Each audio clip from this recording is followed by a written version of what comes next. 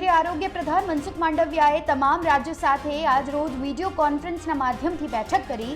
તેમાં તમામ રાજ્યોના આરોગ્ય મંત્રી, સચિવ, મેડિકલ ઓફિસર હાજર રહ્યા હતા।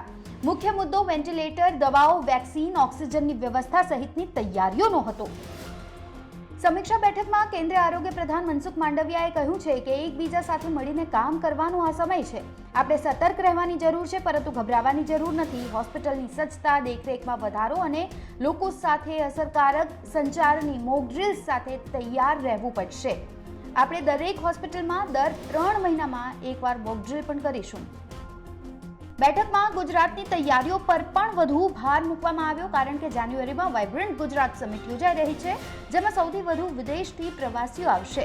આ સાથે જ 31 ડિસેમ્બરની ઉજવણી માટે અનેક લોકો વિદેશ જતા હોય છે અને ઉજવણી બાદ પરત આવતા હોય છે। આ તમામ બાબતોને લઈને તૈયારીઓની સમીક્ષા પણ કરવામાં આવી છે। મહત્વનું છે કે ગુજરાતમાં કોરોનાના 2 કેસ મળી આવ્યા છે। મંગળવારે ગાંધીનગરમાં દક્ષિણ ભારતથી મુસાફરી કરીને આવેલા 2 લોકોમાં કોરોનાના લક્ષણો જોવા મળ્યા। આ બંને લોકોને હાલ હોમ ક્વોરન્ટીન કરવામાં આવ્યા છે। જોકે જાન્યુઆરી મહિનામાં ગુજરાતમાં વાઇબ્રન્ટ ગુજરાત યોજાવા જઈ રહી છે।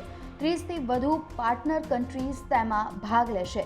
ત્યારે હવે ભારતમાં કોરોનાના કેસ સામે આવ્યા બાદ ઇન્ફ્લુએન્ઝાના કેસ સહિતના કેસમાં તંત્રની કેવા પ્રકારની તૈયારીઓ છે તે અંગે પણ બેઠકમાં ચર્ચા કરવામાં આવી અને સતર્ક રહેવાનું કહેવામાં આવ્યું છે। બ્યુરો રિપોર્ટ, ગુજરાત તક।